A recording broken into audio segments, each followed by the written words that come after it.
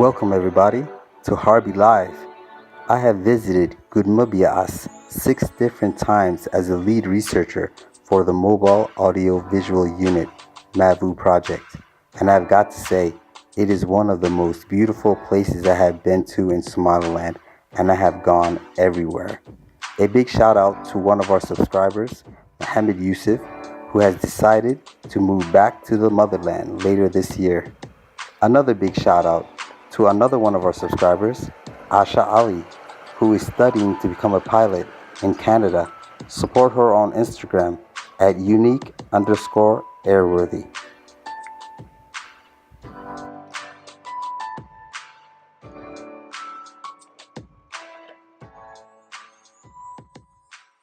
gudmo waa madan weyn waa magaalo wanaagsan ummadda bamidayo muslim baana ku nool tiiraanyo madaxweynuhu degmadu u magacaabana meeshu waa u qalantaa iga daaya mucaarada dadkiinni maraya mas'uuliyiinta ahaayoo markhaantaa ka tihiin bal madaxda ku taaliyo dhirta muunada eeg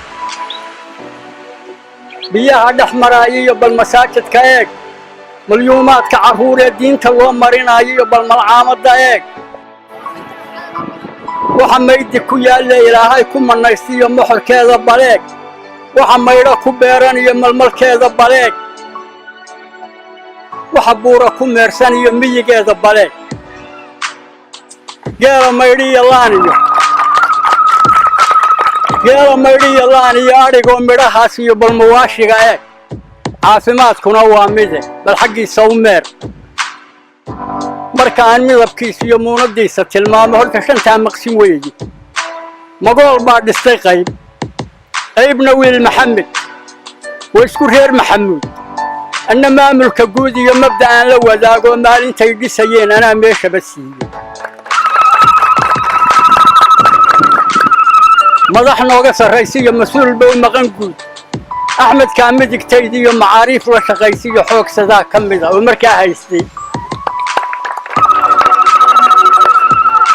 دكتوراه أمي ليسان وهاد بروح مضبوطة حمدي مير بيل دودي كمدا يقار ركنين كأميسا تاسونا وام هذا وحبا سيان المعاني أيضا وين بامقن حوشا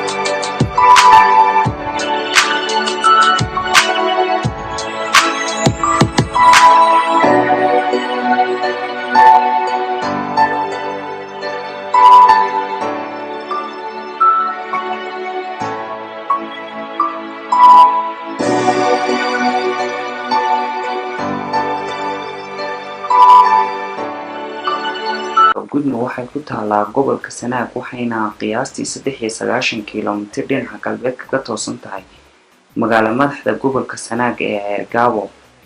Gudmubias waxa ay ka duwan tahay dalka intiisa kale waxaana ay kaga duwan tahay iyadoo Ilaahay ku manaystay khayraad dabiici ah. Haddaba daawadayaal sida idin muuqata geedkan aad arkaysaan waa geedka nooca loo yaqaano damaska. inkastoo meeshan idin muuqanaysa ay tahay wadada caadiga ah ee ay dadku maraan ayaa haddana waxa labada dhinac ka maraya biyo durdur ah waxaana lagu qiyaasaa Gudmubias inay tahay meelaha ugu biyaha badan Somaliland iyadoo ay tahay magaalo ay dhaqan yihiin dad aad u tiro badan sidoo gudmo waxay leedahay gima cagaaran oo qurux badan kuwaas oo gu iyo jilaalba doogan isla markaana ay biyuhu dusha iska marayaan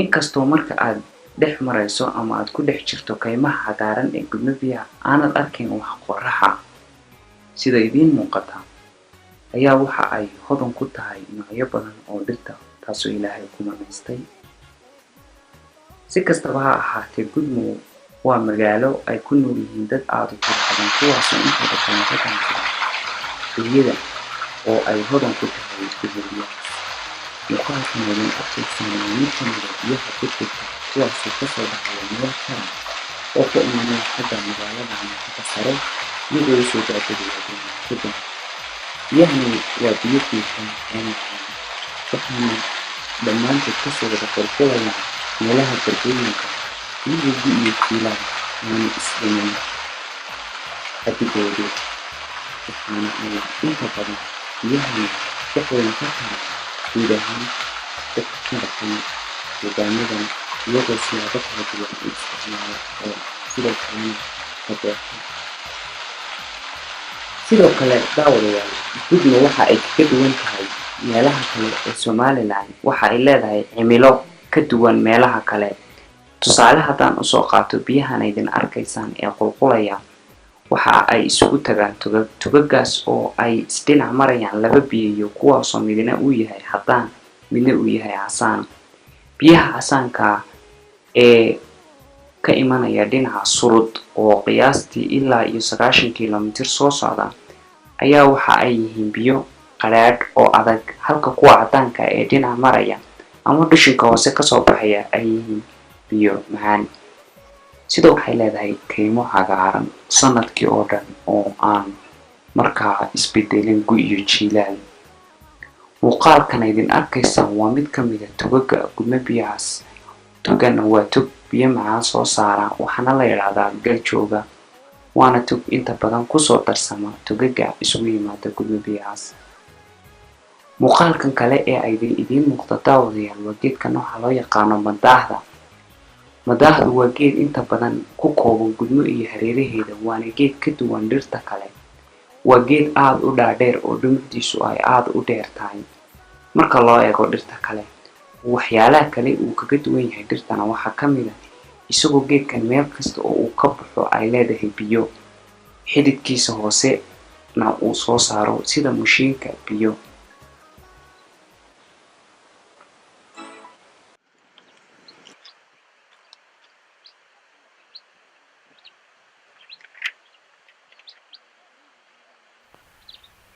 Now I'm going to give you a more close-up look at Goodma biyaas through the eyes of Harby Live.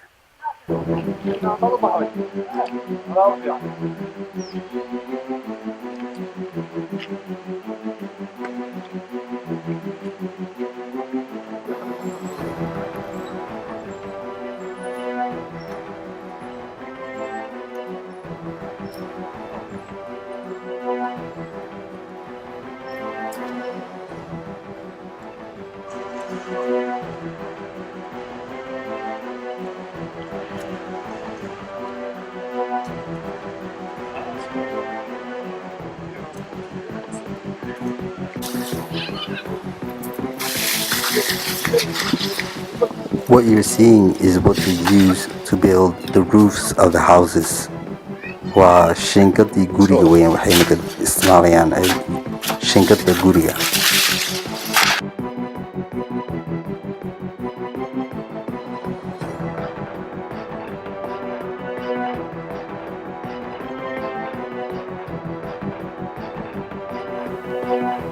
What they are making is carpet-like material used for the floors and the walls. In Somali, it is called an aus iyo harer. It comes in many different beautiful designs.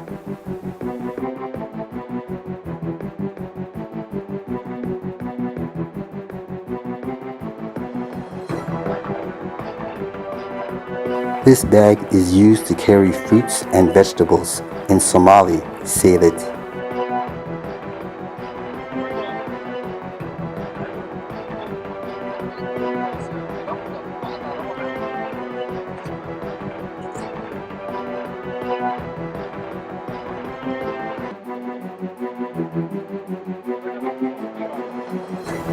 This tree is where you get this material. Incense and glue. In Somali, foox iyo habagta.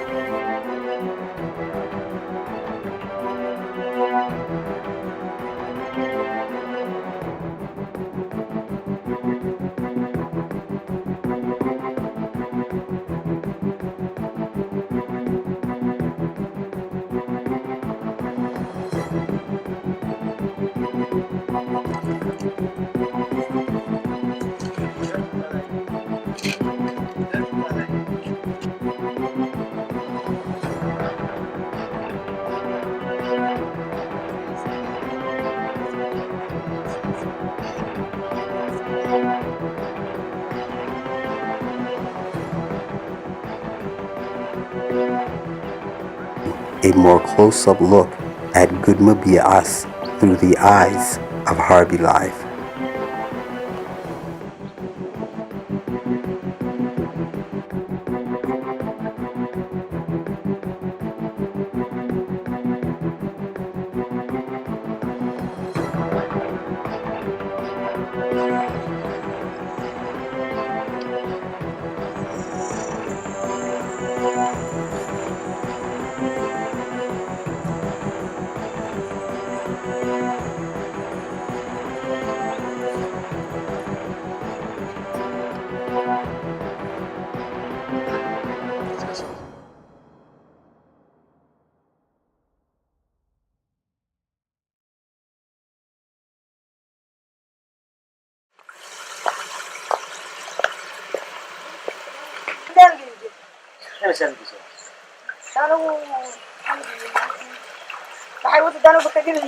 ماشي بكيري يلي يا ماشي بكيري كل كيري يلي طيب كيس حمدا ايه تلو انا جراميس